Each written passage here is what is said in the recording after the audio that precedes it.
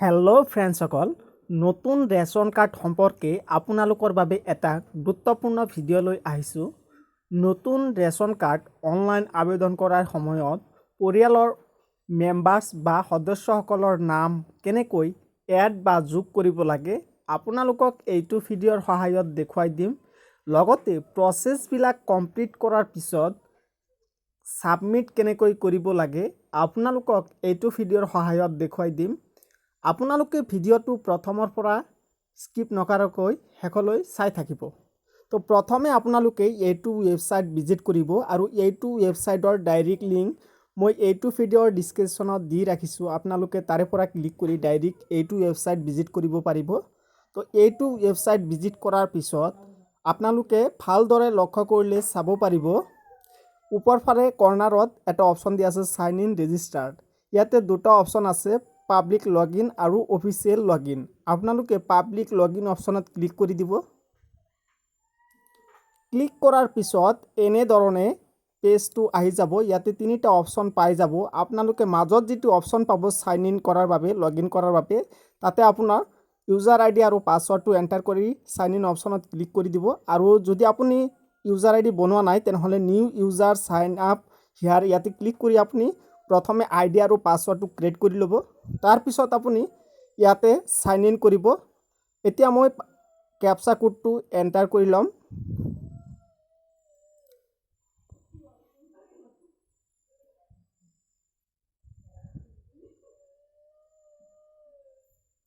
তো এনেকৈ আপোনালোকে কেপচা কোডটো শুদ্ধভাৱে এণ্টাৰ কৰি ল'ব।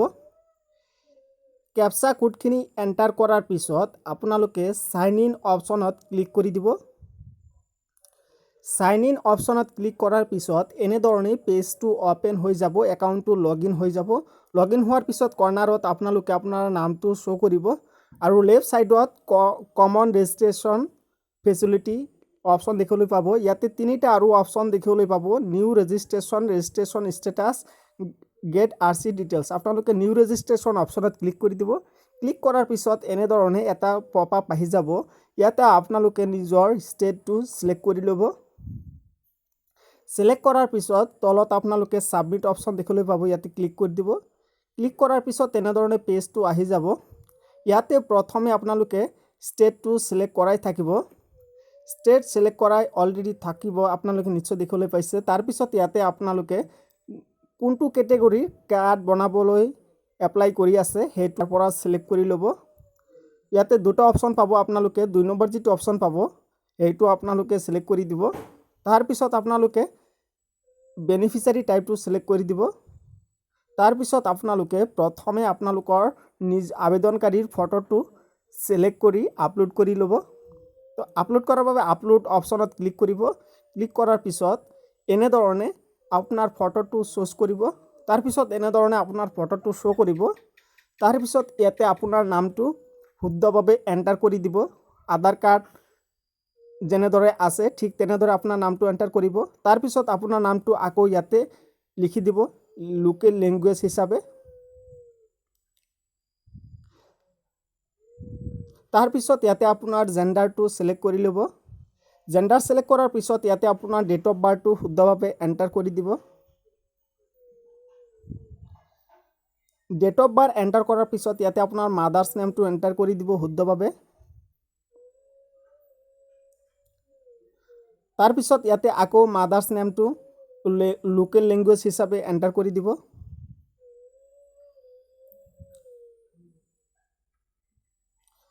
এনেকৈ মাদাৰ্ছ নামটো এণ্টাৰ কৰাৰ পিছত তাৰপিছত ইয়াতে মানে আবেদনকাৰীৰ দেউতাৰ নামটো ইয়াতে এণ্টাৰ কৰি দিব বা ফাদাৰ নেমটো এণ্টাৰ কৰি দিব।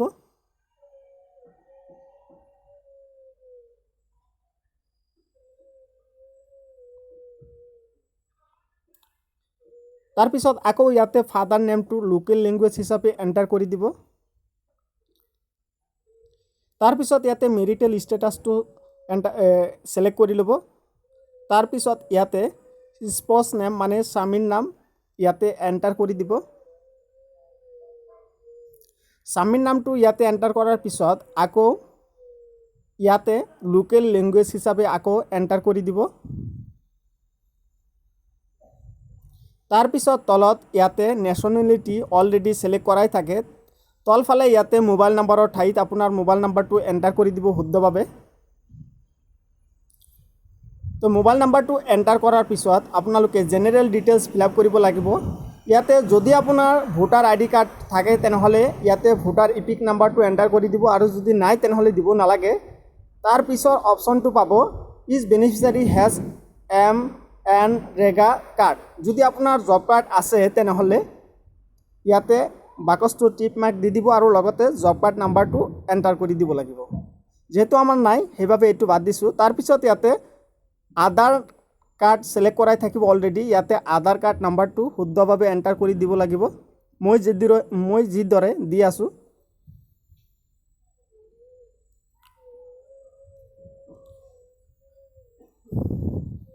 তাৰ পিছত ইয়াতে প্ৰফেশনেল ডিটেইলছ আপোনালোকে পাই যাব ইয়াতে অকুপেশ্যন সিলেক্ট কৰিব লাগিব যেহেতু মহিলা মানুহ সেইভাবে হাউস ওয়াইফ বুলি ইয়াতে সিলেক্ট কৰি দিব তাৰ পিছত ইয়াতে এনুৱেল ইনকাম মানে পৰিয়ালৰ এনুৱেলি ইনকাম সেইখিনি ইয়াতে 25,000 মান দি দিব মানে যিখিনি হয় সেইখিনি দি দিব তাৰ পিছত এডিশনাল ডিটেইলছ এইটো ফিল আপ কৰিবলগীয়া নাই তাৰ পিছত আপুনি ডাইৰেক্ট সেভ এণ্ড কন্টিনিউ অপচনত ক্লিক কৰি দিব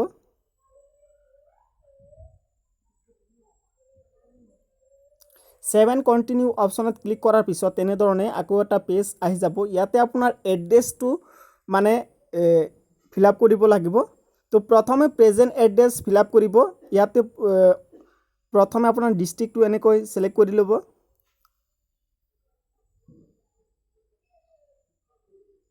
ডিস্ট্ৰিক্ট সিলেক্ট কৰাৰ পিছত ইয়াতে আপোনাৰ সাৰ্কুল অফিচৰ নামটো সিলেক্ট কৰি ল'ব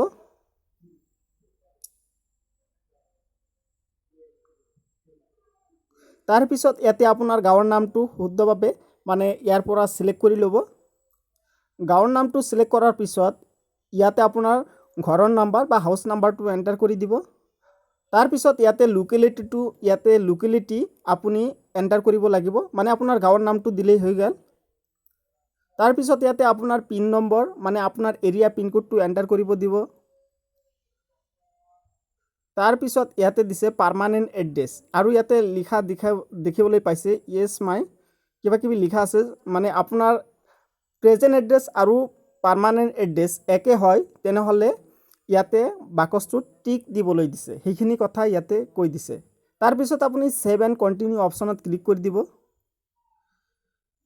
তাৰ পিছত আপুনি এনে ধৰণে আৰু এটা পেজ পাই যাব ইয়াতে কেৱল আদাৰ ডিটেইলছখিনি আপুনি ফিল আপ কৰিব ইয়াতে কাষ্ট কেটেগৰী ইয়াতে সিলেক্ট কৰিব ইয়াতে কেইটামান অপচন দিয়া আছে আপুনি জেনাৰেল সিলেক্ট কৰি ল'ব যদি আপুনি জেনাৰেল কেটেগৰী হয় তাৰ পিছত ইয়াতে হাউস টাইপটো সিলেক্ট কৰি ল'ব আপুনি বসবাস কৰা ঘৰটো কাঁচা হয় নে পাকা হয় আপুনি ইয়াৰ পৰা সিলেক্ট কৰি ল'ব তাৰ পিছত আপুনি ডাইৰেক্ট সেভ এণ্ড কন্টিনিউ অপচনত যাব ইয়াতে ক্লিক কৰি দিব ক্লিক কৰাৰ পিছত ইয়াতে চাওক ৰেশন কাৰ্ড মেম্বাৰ্ছ ডিটেইলছ মানে কিছুমানে কৈ আছিল যে এড মেম্বাৰ মানে মেম্বাৰসকলৰ নাম এড কৰিবলৈ দিয়া নাই ইয়াতে চাওক এড মেম্বাৰ বুলি ইয়াতে লিখা আছে মানে এতিয়া পৰিয়ালৰ সদস্যসকলৰ নাম ইয়াৰ পৰা এড কৰিব লাগিব এড কৰাৰ বাবে প্লাস চিন দেখিবলৈ পাইছে এড মেম্বাৰ ইয়াতে আপোনালোকে ক্লিক কৰি দিব ক্লিক কৰাৰ পিছত ইয়াতে প্ৰথমে আপোনাৰ সদস্যৰ ফটোটো ইয়াতে এড কৰি ল'ব মই যিদৰে কৰি আছোঁ আপোনালোকে তেনেদৰে কৰিব তো এনেধৰণে ফটোটো এড কৰিব প্ৰথমে তাৰ পিছত সেম আবেদনকাৰী যেনেধৰণে ফিল আপ কৰিছিল ঠিক তেনেদৰে ইয়াতে প্ৰথমে নিজৰ নাম লিখিব মানে সদস্যজনৰ নাম লিখিব তাৰ পিছত আকৌ লিখি দিব লোকেল ল্যাঙ্গুৱেজ হিচাপে তাৰ পিছত ইয়াতে জেন্ডাৰটো সিলেক্ট কৰি দিব তাৰ পিছত ইয়াতে ডেট অফ বাৰ্থটো শুদ্ধভাৱে এণ্টাৰ কৰি দিব তাৰ পিছত ইয়াতে মাকৰ নামটো শুদ্ধভাৱে এণ্টাৰ কৰি দিব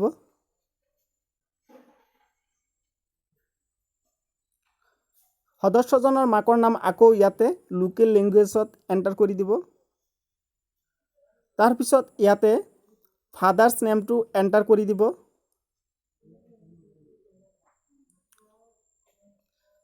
ফাদাৰ্স নেমটো এণ্টাৰ কৰাৰ পিছত ইয়াতে আকৌ লোকেল ল্যাঙ্গুৱেজত এণ্টাৰ কৰি দিব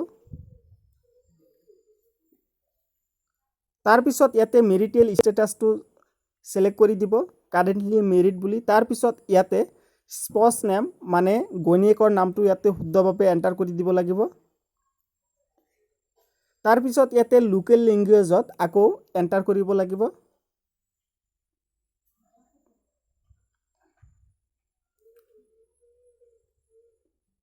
তাৰপিছত ইয়াতে নেশ্যনেলিটি অলৰেডি চিলেক্ট কৰাই থাকে। তাৰপিছত ইয়াতে মোবাইল নাম্বাৰটো এণ্টাৰ কৰি দিব। তাৰপিছত আপোনালোকে ওপৰ ফালে যাব। ইয়াতে আপোনালোকে যদি জব কাৰ্ড থাকে তেনেহ'লে টিক মাৰ্ক দি আপোনালোকে জব কাৰ্ড নাম্বাৰটো দিব। তাৰপিছত আপোনালোকে ডাইৰেক্ট আধাৰ কাৰ্ড নাম্বাৰটো দি দিব। আধাৰ কাৰ্ড নাম্বাৰটো এণ্টাৰ কৰাৰ পিছত আপোনালোকে প্ৰফেশ্যনেল ডিটেইলছ ইয়াতে চিলেক্ট কৰিব, মানে অকুপেশ্যনটো কি কাম কৰে এইজন ব্যক্তিয়ে। মই লেবাৰ বুলি দি দিছোঁ। তাৰপিছত ইয়াতে এনুৱেল ইনকামটো আগতে যিমান দিছিল সেইখিনি দিব লাগিব।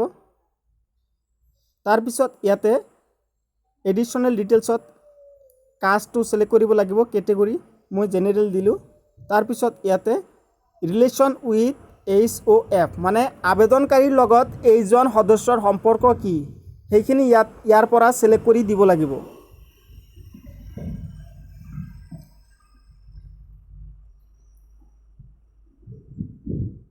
তো আবেদনকাৰীৰ লগত এইজন সদস্যৰ লগত সম্পৰ্ক হয় স্বামী স্ত্ৰী, সেইবাবে ইয়াতে হাজবেণ্ড বুলি দি দিছে। তাৰপিছত আপোনালোকে তলফালে ডাইৰেক্ট আহি যাব। ইয়াতে ডকুমেণ্টছবিলাক আপলোড কৰিব লাগিব। আইডেণ্টিটি প্ৰুফ হিচাপে আপোনালোকে ইয়াতে চিলেক্ট কৰিলে গম পাব বহুতকেইটা অপশ্যন দিয়া আছে। ইয়াৰ পৰা আধাৰ কাৰ্ডটো আপোনালোকে চুজ কৰি ল'ব, নাইবা ভোটাৰ ID কাৰ্ডটো চুজ কৰি ল'ব পাৰে। মই আধাৰ কাৰ্ড চুজ কৰি লৈছোঁ, সেইবাবে ইয়াতে আধাৰ কাৰ্ড নাম্বাৰ মানে ডকুমেণ্টছ নাম্বাৰটো ইয়াতে এণ্টাৰ কৰি দিব লাগিব।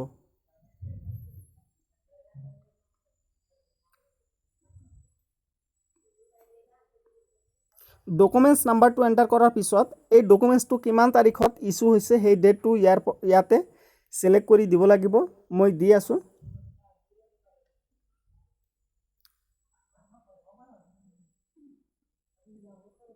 চৰি অলপ ৰং হৈছে, মানে আকৌ চিলেক্ট কৰি আছোঁ।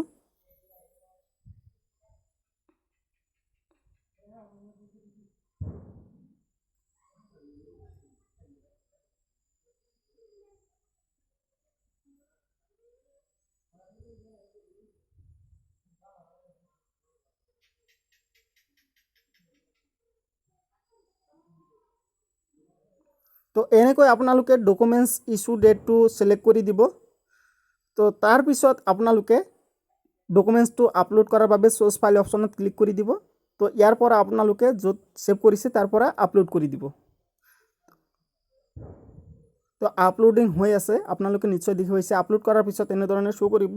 তাৰপিছত এড্ৰেছ প্ৰুফ হিচাপে আপুনি ইয়াৰ পৰা যিকোনো এটা ডকুমেণ্টছ আপলোড কৰিব লাগিব। ইয়াতে ক্লিক কৰাৰ পিছত আপোনালোকে চাব পাৰিব ইয়াতে বহুতকেইটা অপশ্যন দিয়া আছে। ইয়াৰ পৰা যিকোনো এটা ডকুমেণ্টছ আপুনি এড্ৰেছ প্ৰুফ হিচাপে চিলেক্ট কৰিব লাগিব।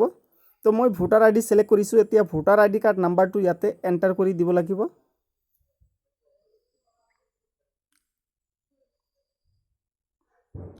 তাৰপিছত এই ডকুমেণ্টছটো কিমান তাৰিখত ইছ্যু হৈছিল সেইটো ডেট ইয়াতে চিলেক্ট কৰি দিব লাগিব।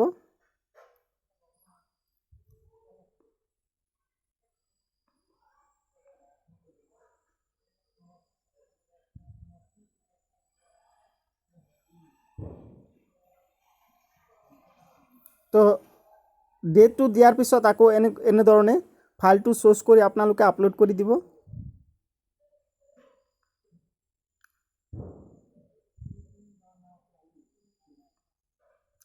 তাৰপিছত আপোনালোকে এনেধৰণে দেখিবলৈ পাব যে ফাইলবিলাক আপলোড হৈ গৈছে। তো এনেধৰণে ফাইলবিলাক আপলোড কৰাৰ পিছত আপোনালোকে তলফালে অলপ স্ক্ৰল ডাউন কৰিব। চৰি, ইয়াতে অলপ ৰং দেখুৱাইছে, মানে ৰঙা চিন আহি আছে, মানে সেইবাবে এইটো গুচাই দিব লাগিব। প্ৰথমে ডেটটোৰ ঠাইত অলপ ৰঙা চিন আহিছিল।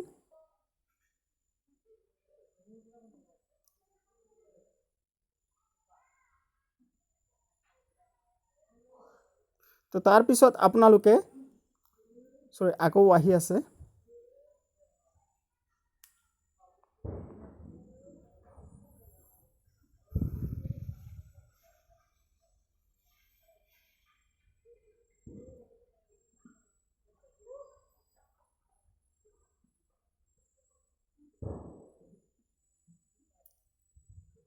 তো এনেধৰণে আপোনালোকে স্কুল ডাউন কৰাৰ পিছত ছাবমিট অপশ্যন দেখিবলৈ পাব।